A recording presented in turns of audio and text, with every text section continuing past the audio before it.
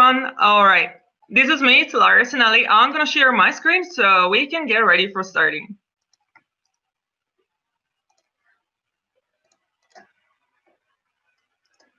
All right, and so here we go.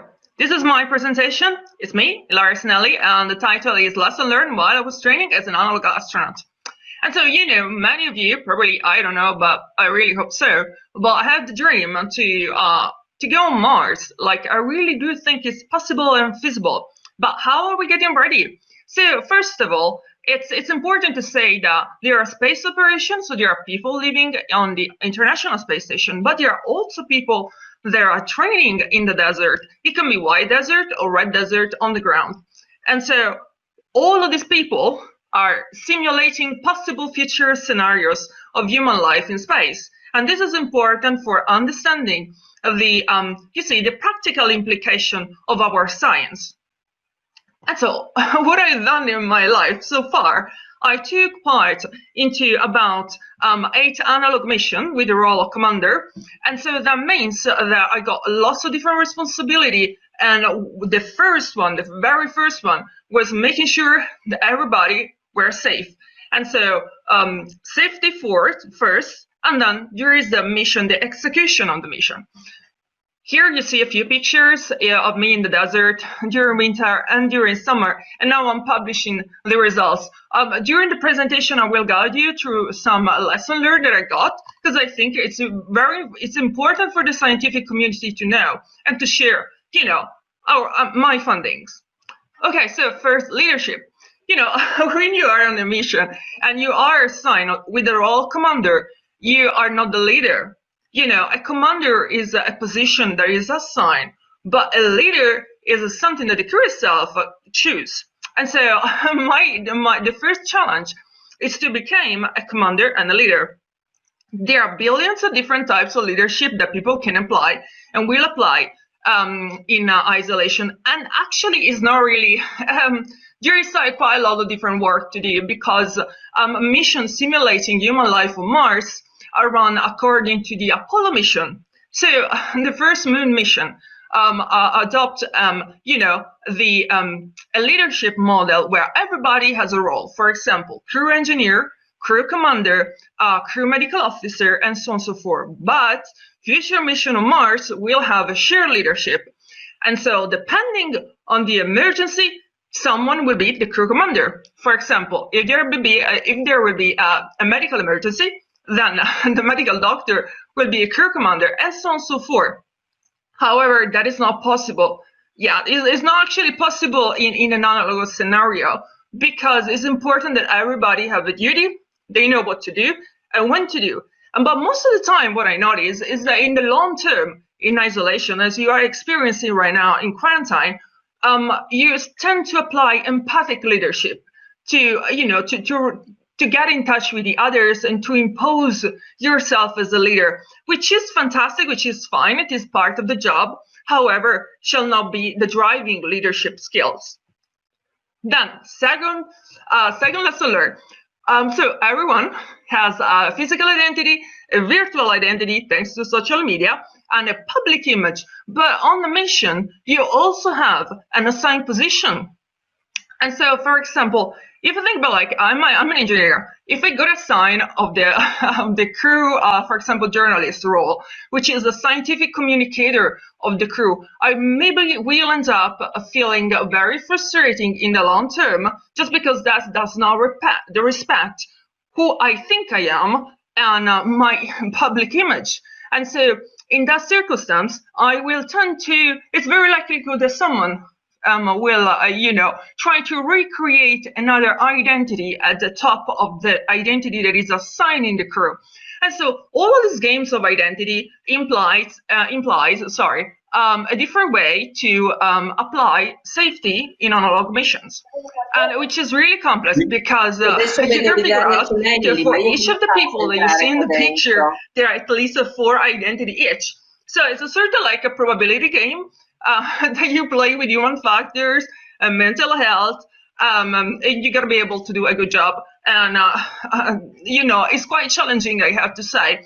but it's important that people will figure out and will understand that when you are in isolation, you're simulating human life on Mars. Yes, you have individuals, but you have identities. You have 4 different identities, and all of those gotta go on the same track. And then a third lesson. So most of the analogues missions are self-declare a success, which is not realistic. It's just bunkers, because failure is normal, but our society is pushing us toward a success. There is not it's not feasible. It's normal to fail, but when you're running a mission, you have sponsors. You got to run an experiment, a very expensive experiment. So you want to end up saying, oh, yes, that was successful. That was fantastic. And so all of the missions are strongly biased by personal metrics of success and failure, which for us, for individuals, is normal and is understandable. But that impacts the credibility of science. And so we want to make sure that what we are going to do in analog mission is going to be something that is going to really help space agency to get on Mars. And so we got to do a good job. And then, in my publication here, there is one at the bottom. I propose a way to resolve all of these issues through a classification, which is based on human factors. Something that is maybe a little bit complicated, but basically say, well, if you want to reach a certain outcomes, then you have to do A, B, C. So it's very it's very simple, but I really hope that it's going to be accepted by a scientific community, and it's going to be used and used and used a lot. So if everybody here in an analog field are doing whatever they want, there are a lot of different inter-variability between missions and intra-variabilities, and all of these differences are perfect to represent the full set of possible future scenarios, but they actually lead to a representation of an independent future scenarios. And so when you look at the science, whatever is independent and is not replicable, because at the end it's not replicable, then it's not reliable. And so when we are in simulating scenarios, we do make a simplification. So it's not really a strict environment as a space mission, but still, it got to be real, it got to be realistic, and it got to be reproducible by others. But there are a lot of different issue ongoing. And so the replicability is not the best, let's say that. At the top of that, the way in which safety up to now is implemented in analog mission is not compatible with safety of the human operation in space. And so the way in which we look at the human factors, which means the way in which we look at how the humans live in isolation, in confinement, simulating human life on Mars, is completely different. And that leads to that we can actually use the outcomes that we have from analog mission to support ongoing human space operation or future human activity in space. And so, in the long term, if you really want to get on Mars, if we want to go to the moon and, invest in permanent human settlements on other planets, and we need to get together and set rules for the scientific community and for those who are doing implementation like myself, for making things more realistic and more reliable. And this is important because in the Mars mission, we require a lot of energy and a lot of efforts by all of the other space agencies and the scientific community. And so the roles of civilians like myself is really important, because we can really boost the science and all of the challenges that are underlying human activities in space. So the very last lesson learned that I want to share with you is about being human. So when you are in isolation, it's very, very easy to have control of the experiment, because you may tend to keep thinking about science, keep thinking about procedures, making sure you're doing a good job, making sure you're safe. But it's really, really hard to interact with the others. And so we're really losing, and interpersonal relations are in the long term alter and change, and the way in which we relate to the others is completely different, and it's hard to be human. And this is something that it's a quote that I take from one of my mentors, one of the person that I admire the most, which is Dr. Rupert, which is the director of the Mars Desert Research Station.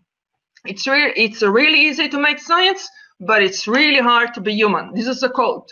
And so I'm really sure that in the future there will be humans in space. Really believe it. But where is humanity? We are not bringing a religion. We are not bringing arts. And so we got to invest in the full set of fields to represent humanity. But still, I think it's a little bit early, and we gotta consider that even in an analogous setting, we gotta invest in humanity in its all. And so, for the moment, I thank you very much for your attention, and I really hope you enjoy. Thank you so much.